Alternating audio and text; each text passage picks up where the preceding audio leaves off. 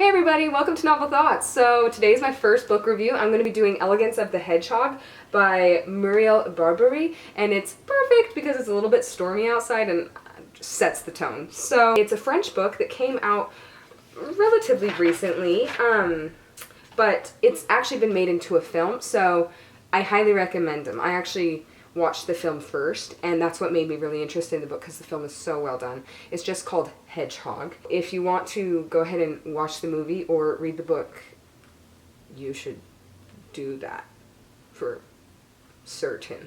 So this book starts out with two main characters. It's actually really interesting how it's formatted. So you've got these numbers which show the chapters, and this is where Renee is talking. Renee is a 54-year-old concierge, which means she is the caretaker of a nice permanent apartment hotel in France. And then you've got these italicized indented parts, and these are actually journal entries by the other character, Paloma. Both of the characters are totally snarky. It's mostly because they're super intelligent, and they're surrounded in relatively interestingly helpless situations. Renee she's a bibliophile, she loves art, she's interested in philosophy, she's interested in politics, she reads all the time. She's pretty much the most educated person you could find, but she's hiding underneath this mask of, I'm a mammoth, stupid hotel caretaker.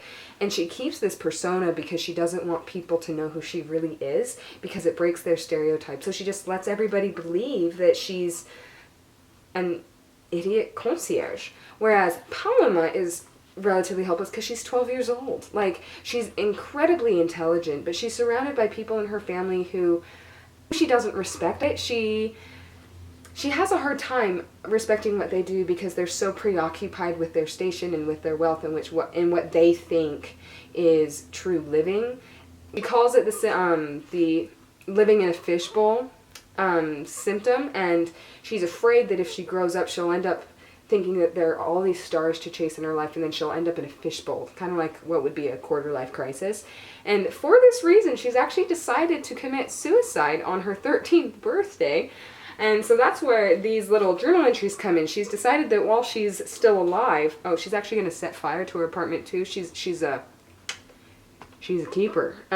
Paloma is. So she's writing journal entries, and she wants to go ahead and leave a mark of who she was. And so one set of journal entries are called profound thoughts, and these are just moments where she thought something that illuminated some of the themes that I'm going to talk to you about later.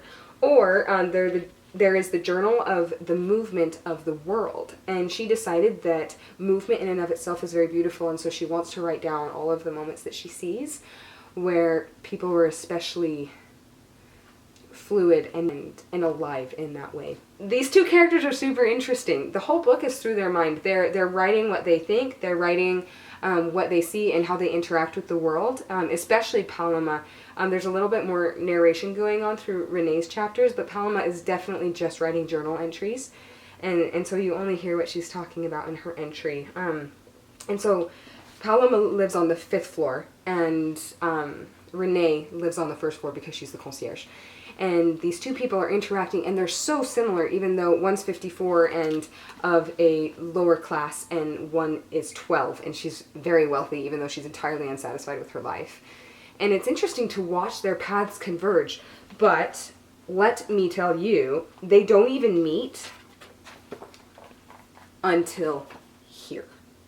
Okay, guys? All of this is just getting to know them, and it's awesome. It's so great. If you guys like character development at all, it rocks. You get to know them inside and out and in all of these interesting situations. So with that, I'm actually going to talk to you a little bit about some of the necessities before you start reading this book. One of the things to just know, French storylines can be very snarky, but they're very real. They don't all have to be tragic, but oftentimes they can be. They like looking at what life really is, and they like talking a lot about what life means. And for that reason, you've got some pretty hefty themes in here. You've got themes about what is art, what is beauty, what is the meaning of life, what is life in and of itself. They talk a lot about stereotypes and class structures and who people think we are versus how do we really see ourselves, who are the people that can see through us to see who we really are. There are other themes like cleansing and healing, and coming to understand yourself better. So this is not necessarily a light read. When you sit down to read Elegance of the Hedgehog, you want to have your brain going, you're ready to think about anything. And a lot of times it will lead to a lot of self-reflection. Sometimes Renee will ask herself questions about things she's been thinking about. For example, how do I see myself? And I was reading it on the train. I mentioned before that I commute 3 hours a day, so I definitely read this entire book on the train.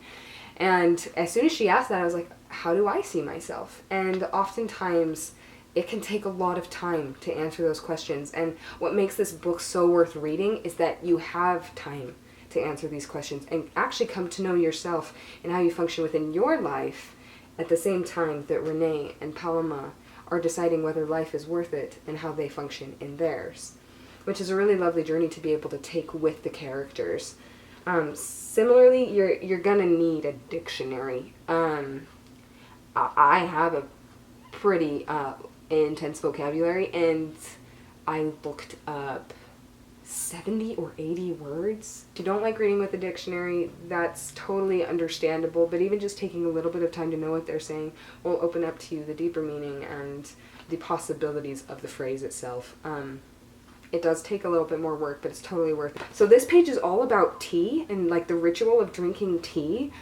It's amazing. It's amazing that she can write the most beautiful page I've ever read on a ritual of drinking tea, of all things. And I just felt inspired from a cup of tea. So get ready for that. Also, if you kind of want to have a sneak peek of what this book is really like, one of my favorite ideas in this book is the cleansing effect of summer rain. And there's this part right here. It says, the summer rain, as it washes away the motionless dust, can bring to a person's soul something like endless breathing. And I just love that. Not only is it rather poetic, but that's what this whole book is. This whole book is a summer rain that washes away and cleanses what it feels like to just be moving through the daily routine and gives you a feeling like endless breathing. I mean, that's why reading is awesome. And so if you have an inclination towards Japanese culture, that's definitely here. If you want to get some insight into secularism, that's definitely here. If you want to have snarky characters, if you want to learn new words, if you want to think about really sometimes intense, relatively deep, and entirely applicable themes, that's absolutely here. Also, it's just gorgeous. Oh, wait. If you want to decide whether Italian or Dutch still life is better, that's also here. So go ahead and check out The Elegance of the Hedgehog by Muriel Barbary. It's amazing. You're gonna love it. And go ahead and remember to subscribe so that you can hear more from me. So thanks for coming to see Novel Thoughts. Bye, guys.